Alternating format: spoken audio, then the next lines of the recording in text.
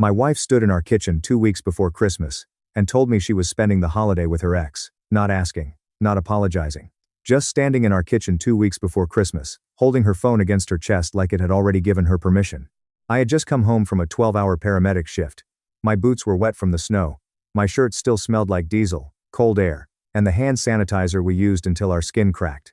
I had not even taken my jacket off yet. I thought she was going to tell me something about her mother, or the house, or maybe the credit card bill we had been trying to knock down.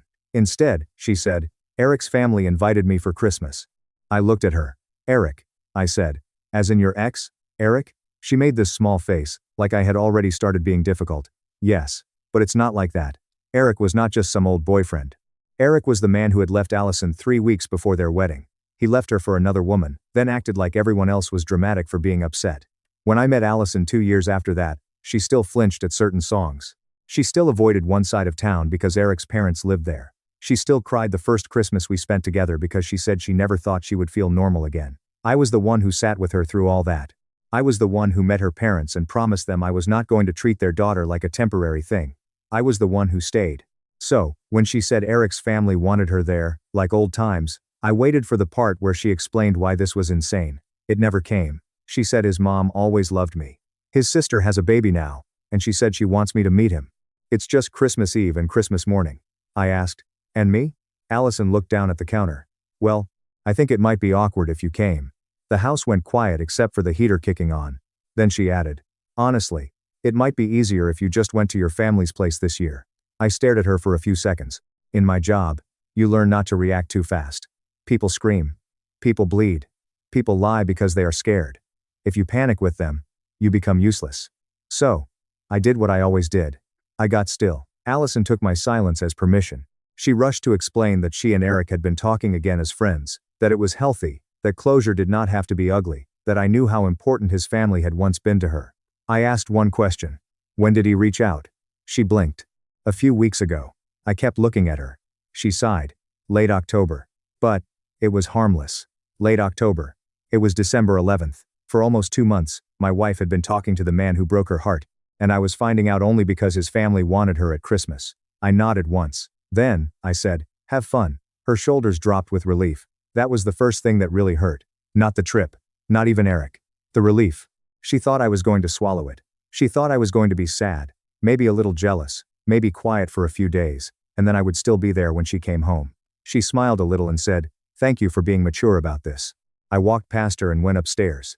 That night, I found the card. It was tucked under a pile of mail on the counter behind a grocery flyer and one of Allison's floral supply catalogs. Cream envelope, green ink. Her name written in neat cursive. I should not have opened it, but it was already unsealed. The card had a snowman on the front. Inside, Eric's mother had written, "We are so excited to have you back where you belong this Christmas." Back where you belong. I read that line 3 times. Then I put the card back exactly where I found it. When Allison came upstairs, she acted soft. Too soft. She asked if I wanted tea. She touched my shoulder. She said she knew the situation was unusual, but she hoped I trusted her. I asked, "Were you ever going to tell me before they invited you?" She froze. That was my answer. "Allison," she crossed her arms. "I didn't tell you because I knew you'd make it a thing. You made it a thing when you hid it."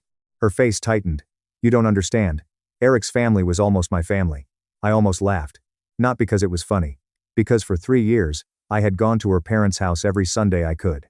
I had fixed her dad's porch railing. I had driven her mom to a follow-up appointment when Allison had work. I had cooked breakfast there on the 4th of July because her dad burned the bacon every year and everyone knew it. I had become family the slow way. Without history. Without drama. Without needing to be chased. But I did not say any of that. I just said, "Okay." She hated that. Allison wanted a fight because a fight would let her call me insecure. A fight would let her make this about my tone instead of her choice. I gave her nothing. The next morning, I sat in my truck outside the station after my shift and opened my banking app, not because I wanted to punish her, because a scene can become unsafe long before anyone admits it. I started looking at what I had been carrying. There was the credit card from Allison's reset year before we got married. She told me she had it under control. Somehow, I had been paying most of it. There was the personal loan she said was almost gone. It was not almost gone. There were monthly charges for floral classes, wreath supplies, craft booth fees, storage for holiday decor, a website subscription for a small business she kept saying was about to take off. I had not minded helping. That was the ugly part. I liked being useful. I liked making her life easier. I liked seeing her happy when a box of ribbon or dried flowers showed up at the door. But now, looking at the payments, I realized I had not been helping a partner build something. I had been funding someone who felt free to replace me at Christmas. So, I made changes. Nothing illegal. Nothing hidden. Nothing cruel. I covered my half of the household bills through the end of the month. I removed my card from her supply accounts. I stopped the extra payments I had been making toward debts that were not in my name. I rerouted my paycheck into my personal account. Then, I printed everything. Statements, receipts, payment histories. When you are a paramedic, you document everything. Times, symptoms, medications, witnesses. You learn that facts matter most when emotions are loud. I was done being loud. That afternoon, Allison texted me a picture of a red dress laid across our bed. "Too much for Christmas at Eric's parents' house?" she wrote. I sat in the ambulance bay and stared at it. One of the guys, Tony, walked past with a gas station coffee and said, "You good?" I locked my phone. Not really. He did not push. That was one thing I loved about the job. People there knew the difference between privacy and silence. 3 nights later, I went to Allison's parents' house. Her dad, Tom, opened the door in a sweatshirt with flour on one sleeve. Her mom, Marcy, was in the kitchen making soup. I brought a pie from the bakery near my station, because Marcy liked the apple crumble one. That was normal. That was what made it hurt. Marcy hugged me and said, "We'll see you Christmas morning, right?" I looked at her. That one question told me Allison had not told them the truth. I said, "Probably not." Tom noticed first. He had this way of going quiet when something was wrong. He set down the bowls and asked, "What happened?" I did not give them a performance. I did not call Allison names. I said, "Allison is spending Christmas with Eric's family. She told me I should go to my own family's place this year." Marcy's face changed like I had slapped her. "Eric?" she whispered. "That Eric?" I nodded. Tom said, "No, there's no way." I told them what I knew, that Allison and Eric had been talking since October. That she did not tell me until 2 weeks before Christmas. That I had not been invited. That she had already made plans to go alone. Marcy sat down slowly. Tom's jaw worked like he was chewing on words he could not say. Then Marcy said, "She told me you volunteered to work Christmas." There it was. Not just hidden. Managed. I leaned back in my chair and breathed through my nose. "She said that?" I asked. Tom looked ashamed, and he had not even done anything. "She said you might be picking up shifts," he said, "and that she might stop by an old family friend's gathering." I almost smiled. Old family friend. That was how she had wrapped it. I stood up. Marcy grabbed my hand. "Adam," she said, "are you asking us to do something?" "No," I said. "I just didn't want you hearing a different version later." That made it worse for them. If I had yelled, they could have comforted me. If I had demanded they choose, they could have pushed back. But I only gave them facts. At the door, Marcy hugged me so hard I could barely breathe. Then she whispered, "You were the one who stayed." I made it to my truck before my eyes burned. I did not cry. But I sat there for a while, with both hands on the steering wheel, staring at the Christmas lights on their porch, trying to understand how my own marriage had made me feel like a guest. Over the next week, Allison got lighter. That was the clearest sign that she had no idea what she had done. She hummed while packing small things. She mentioned Eric's sister's baby twice. She bought a bottle of wine for his parents. She asked me if I thought bringing a gift was too much. I said, "Do what you think is right." She hated that answer, too. On December 20th, I asked, "Will Eric's girlfriend be there?" Allison's hand stopped over a roll of wrapping paper. "I don't know. You didn't ask?" "No." But her face told me something else. She did not want to know, because if Eric had someone serious, this stopped being a warm return to old memories and became exactly what it was. A married woman dressing up to visit her ex on Christmas. That same day I met with a divorce attorney. I did not tell Allison. I know how that sounds, but she had already made a private world inside our marriage. I was only making my exit from it. The attorney was calm. She told me not to empty accounts, not to touch Allison's belongings, and not to create drama. I told her I had no interest in drama. I found a short-term rental 10 minutes from my station. Small place, 1 bedroom, bad kitchen, clean floors. That was enough. I booked movers for Christmas Eve morning. Then I called my mother and told her I would not make Christmas dinner. She went quiet and said, "Do I need to come get you?" "No," I said. "Are you safe?" That question almost cracked me, because I ask people that all the time at work. I looked around my own living room at the garland Allison had hung, at the stockings on the mantle, at the red dress bag hanging on the closet door. "I'm safe," I said. "I just need to leave." Christmas Eve morning, Allison acted like she was leaving for a normal trip. She came downstairs with her hair done in that red dress packed in a green overnight bag. I had just gotten home from a night shift. My eyes felt full of sand. I was wearing a hoodie and holding coffee I had not touched. She looked at me and smiled carefully. I really think this will be good for everyone, she said. I looked at her bag. Everyone? You know what I mean. I carried the bag to her car because some old part of me still knew how to be decent even when I was done. Snow was falling in thin, hard flakes. Her car was warming in the driveway.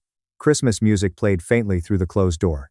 Before she got in, she touched my arm. Please don't sit around, making yourself miserable. I looked at her hand on my sleeve, then at her face. I won't. She smiled like I had finally understood.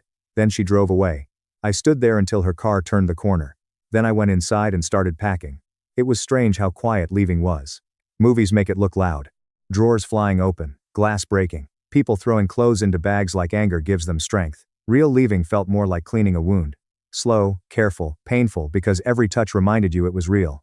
I took my clothes, my work gear, my boots by the door, my tools from the garage, my grandfather's watch from the dresser, my old paramedic textbooks from the shelf. I took the framed photo of me with Allison's parents, from our first Christmas together. I left the furniture. I left the gifts under the tree. I left anything that could turn into a fight. The movers were two guys Tony knew. They did their work fast and quiet. One of them saw me staring at my empty side of the closet. You good, man? I swallowed. Not today. He nodded and carried another box downstairs. Before I left, I wrote the note. Not a speech, not a poem, just the truth. Allison, I'm not going to compete with a past you invited back into our marriage. I covered my part of the house bills through the end of the month. I removed only what was mine. The rest can go through attorneys. I hope Christmas gave you the clarity you were looking for. Adam, I set it on the dresser.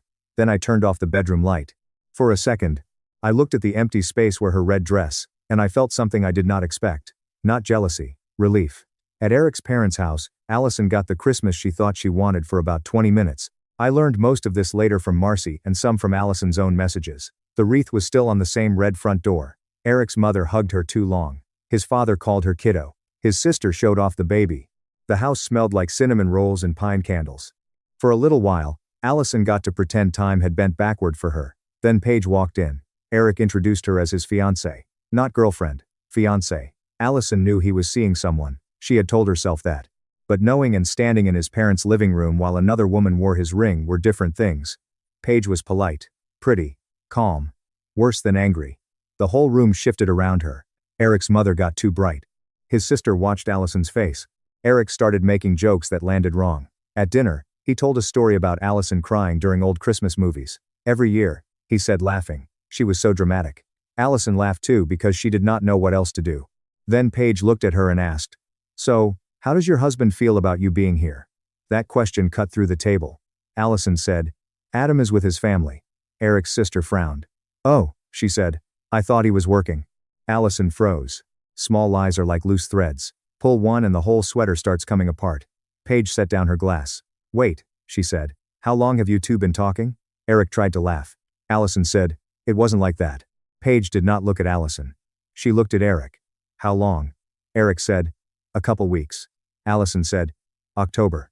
The table went silent. Eric's mother whispered his name like a warning. Paige leaned back in her chair.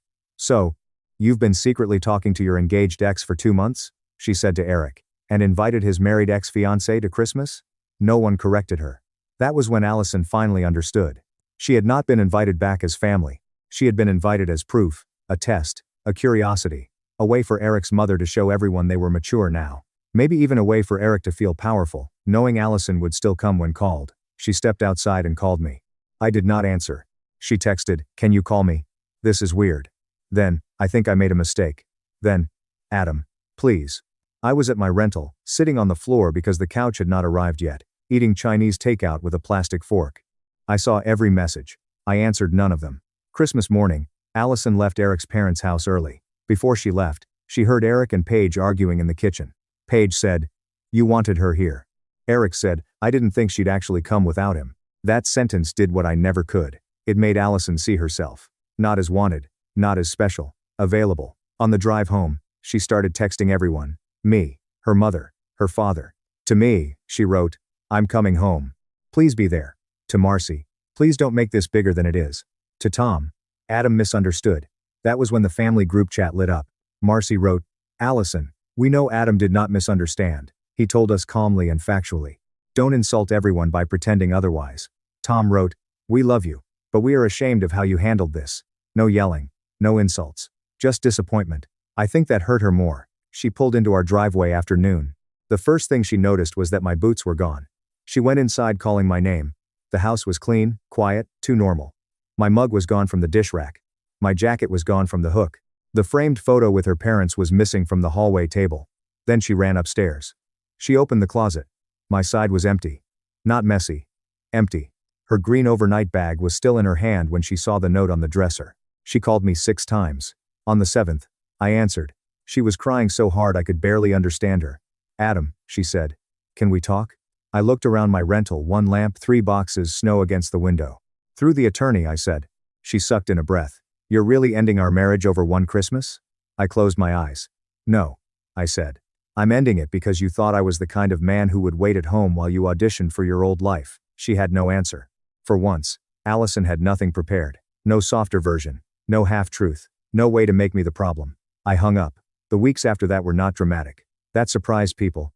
Allison's supply subscriptions started bouncing because my card was no longer there to catch them. Her side projects suddenly became real expenses. Her parents did not cut her off, but they did not blame me, either. Eric's engagement had problems after Christmas. I heard that from someone who heard it from someone else. I did not ask. By New Year's Eve, I was back at the station. Tony brought takeout. We ate noodles out of cartons while snow packed against the ambulance bay doors. At 11:46, Marcy texted me. I'm sorry we didn't see how much you were carrying. I read it twice. Then, I set my phone down. Outside, the ambulance lights reflected against the snow, red and white and quiet. I used to think loyalty meant standing still long enough for someone to come back to their senses. I thought if I stayed calm, stayed useful, stayed kind, the person I loved would understand what that kind of love was worth. But that Christmas taught me something colder and cleaner. Sometimes the person you love does not need more proof that you will stay. Sometimes they need to feel the silence you leave behind when you finally stop explaining your worth. And for the first time in years, I was not waiting to be chosen. I had chosen myself. If this story hit you, let me know in the comments whether Adam handled it right, or if Allison deserved one final conversation. And if you want more stories where quiet people finally stop being taken for granted, like and subscribe.